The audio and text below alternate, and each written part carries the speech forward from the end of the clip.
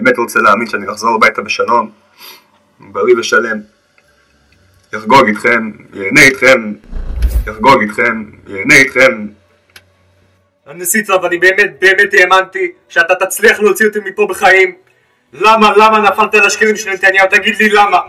למה אני היום פה סובל בלילות מסיוטים? כל יום אני שומע את הקול של אמא שלי, של אבא שלי, של אח שלי הקטן, כל יום אני שומע את הקול שלהם. למה אני היום פה? למה?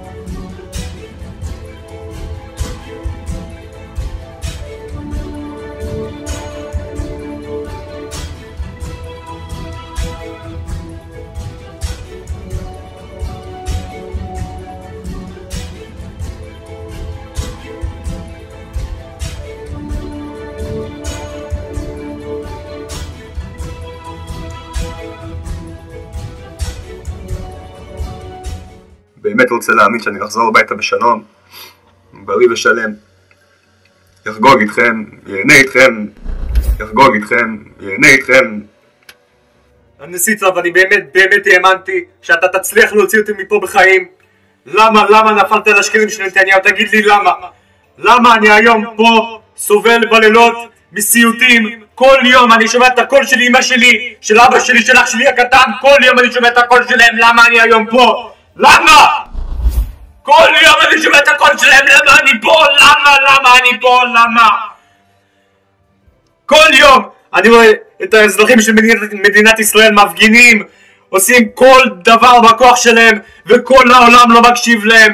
כל יום אני רואה את התמונות שלי, את התמונות של כל שאר האסירים, בכיכר החטופים, בבימה, בכל תל אביב, בכל רחוב. למה? אתם לא מפסיקים את המלחמה? תגידו לי למה? למה אני פה? למה אני לא בבית? למה אני לא בארצות הברית? למה אני לא במשפחה שלי? למה? אני הגעתי לישראל כדי לשרת בגולני, אני חייל בודד. ב7 לאוקטובר אני נשארתי לבד במוצב מול צבא שלם. למה אני פה? למה?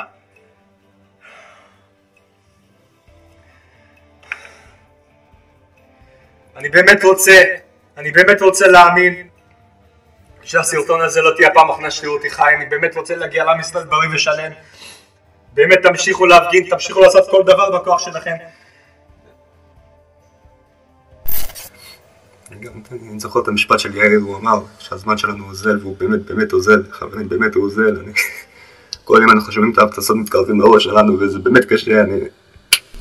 באמת אנחנו מאבדים תקווה. תעשו כל דבר בכוח שלכם. זה הסרטון שלי, זה הפרצוף שלי, באמת תזכרו אותו. זה הסרטון שלי, זה הפרצוף שלי, באמת תזכרו אותו.